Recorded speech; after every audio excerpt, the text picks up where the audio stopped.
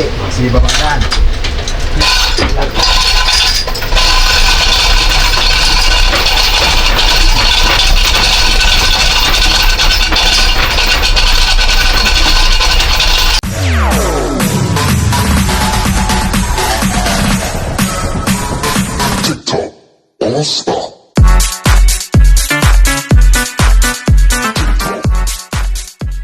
So yun mga kaigops, panibagong araw tayo ngayon at syempre panibagong vlog.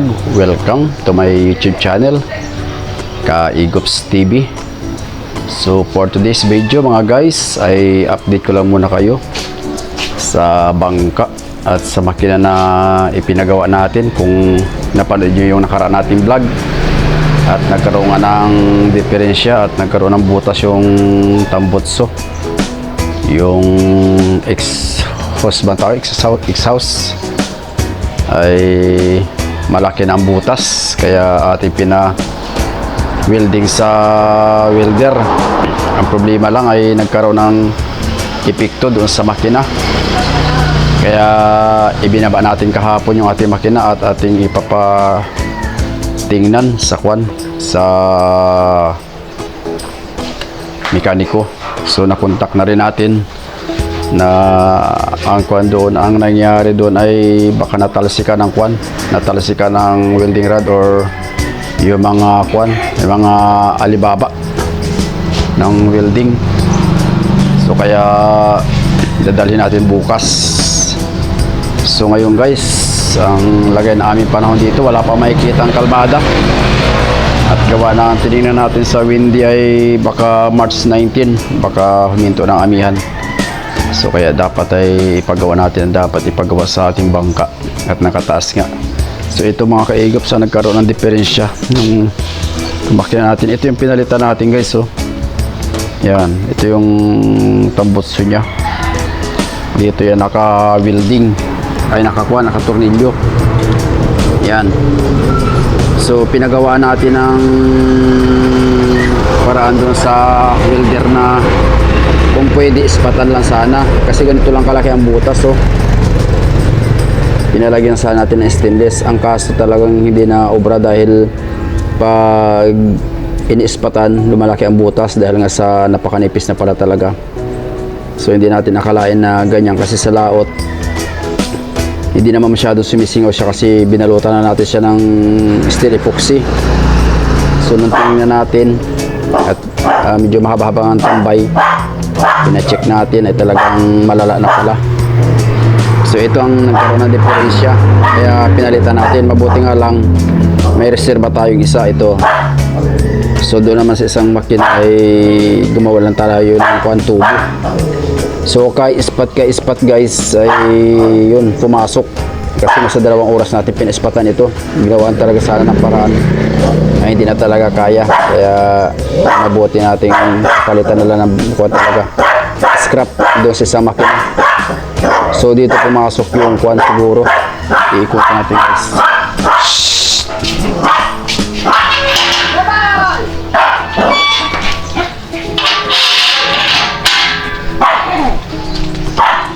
So yan, nagkaroon diferensya pag inikot mo. Yan o, yan o, yan o, nakalock na siya o, hindi na maikot. Gawa ng siguro tumutukod doon sa, sabi nung mekaniko, tumutukod na dito sa sa cylinder head, sa sa may parte connecting rod. Mabuti nga lang hindi na kasi pag start yan hindi naman natin siya pinilit. So sayang, tapos na sana. Nailapat-tapatin natin ito guys sa plataforma sa bangka. So kahapon tinanggalan naman natin. Kaya so pupunta tayo doon sa bangka at i-update ko kayo doon sa isang makina at bababa natin sa plataforma. At tapos na kahapon. So abang-abang na lang at tayo pupunta muna doon sa bangka ngayon. Time check tayo ngayon mga kaigops, alas 8:43 ng umaga. So antabay na. Eh, nakuha na rin baba. Oo, nakasukan sa binili dito. Kasi ito sana gagawa yun ay okay naman si Jeep. Tapos naman na yung van na yung ginagawa niya. Mayat lang magpagawa ng cylinder head gasket.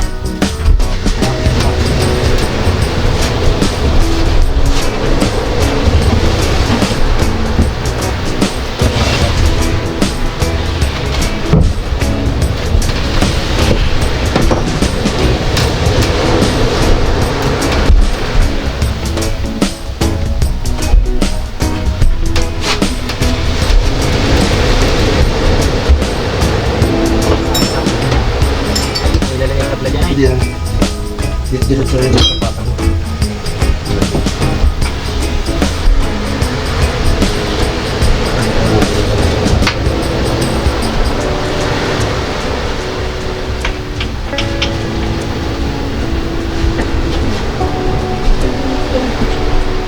Tapos na sana yun.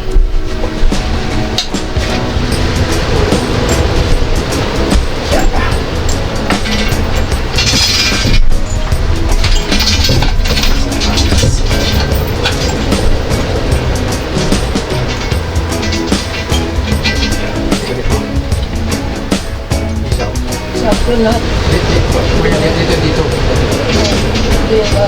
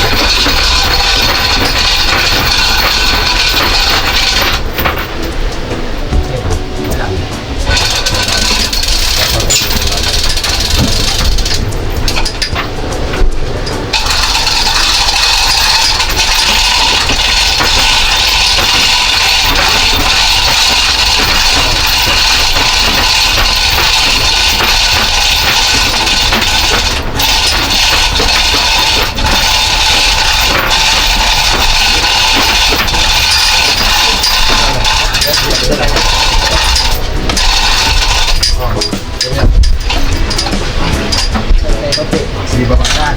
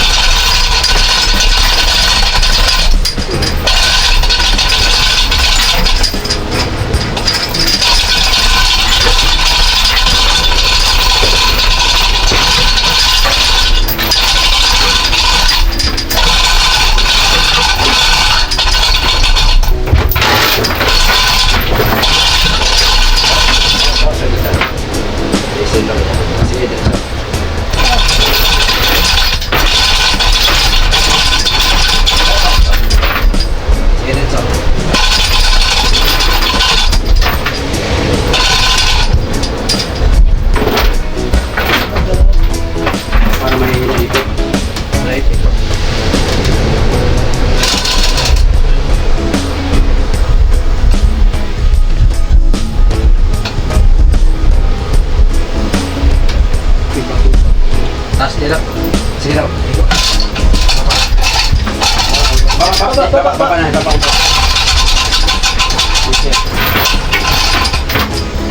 Sige.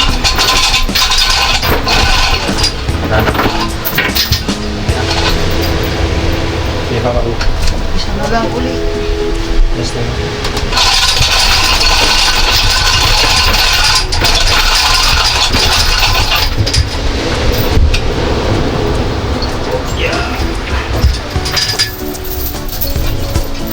Isa na lang. Tataas. Isa na.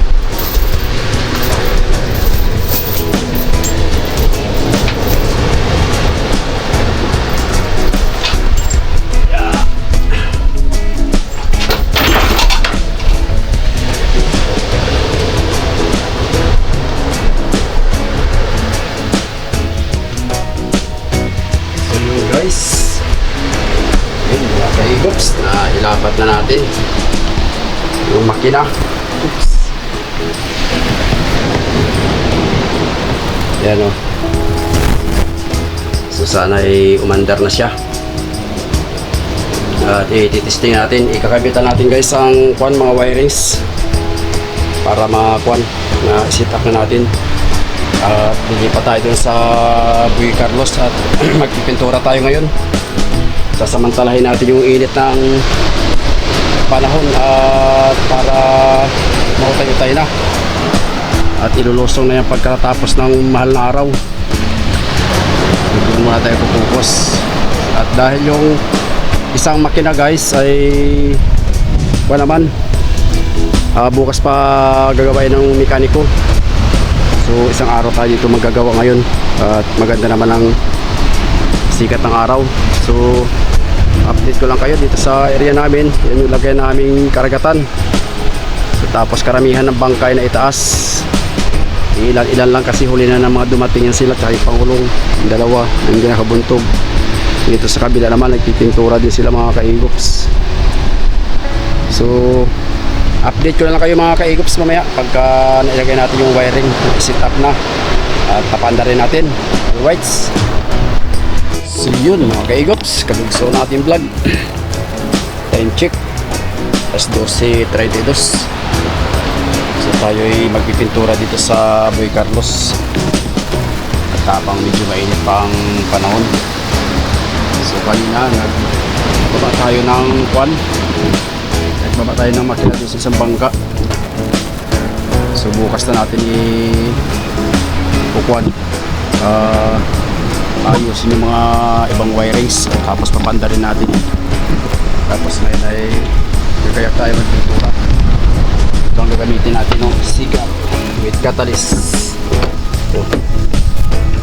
So magtitimpla muna tayo guys para umpisahan na natin. Dahil nga sa itong mga nakaraan ay busy tayo sa laot, inabot tayong 15 days. So ngayon na natin matututukan ito dahil nga sa may lakas pangamihan. So kailangan natin i-prepare kasi malapit na ang Holy Week. Yan. Tayo ng kwan.